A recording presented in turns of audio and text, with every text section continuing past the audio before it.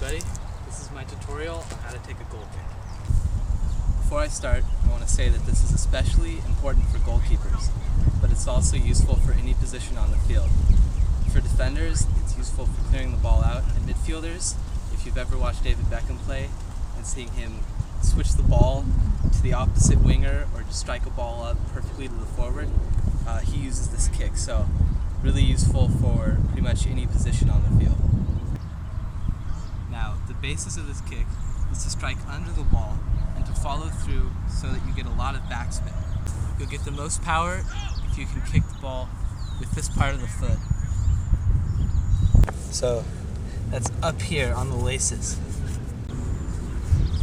Now, maybe the trickiest part of this is getting the position right, with your foot kicking the ball really low on the ball and still making contact up here on the laces.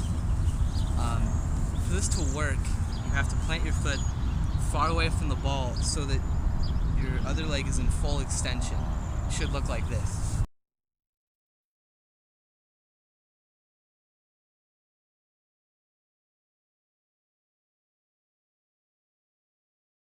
When you want a ball to dip, that's to drop suddenly, you want to give it a little bit of top spin. But the goal kick is pretty much the opposite of a dip shot. You want it to stay in the air as long as possible. So the point of this is to get backspin on the ball. And to do that, you must strike under the ball, and then the follow through has to stay down. Don't kick up on these shots. Sometimes when you're really stressing for power, trying to get as much power as possible, you might jump and follow through upward, but that's not the way to get the ball the farthest down the field. Instead, you just keep the foot down and you'll slide across your body like this.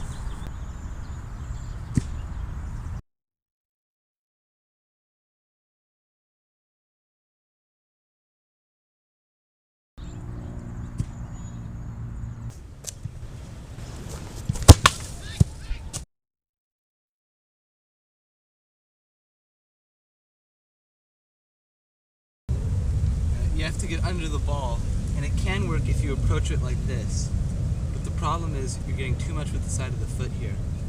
You'll get way more power if you can get it on your laces and angle more like this. You see, I'm angling my ankle down. If you take another look at it, you'll see this entire left side of my shoe is touching the ground. That way, as you slide through the ball, the initial contact is made around here, and you end up finishing up here on the ball.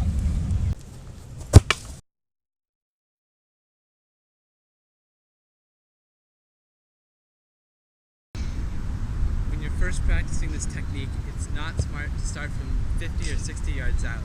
It's better to start from a moderate distance, where you're most comfortable from. When you're practicing from this spot, really just focus on the technique, maybe accuracy, if you want to aim for the post and make it more exciting. Most importantly, don't practice this technique from 50 or 60 yards out at first. Wait till everything is just second nature for you, because when you're really far back, you're just going to focus on power. You're going to forget everything about this technique.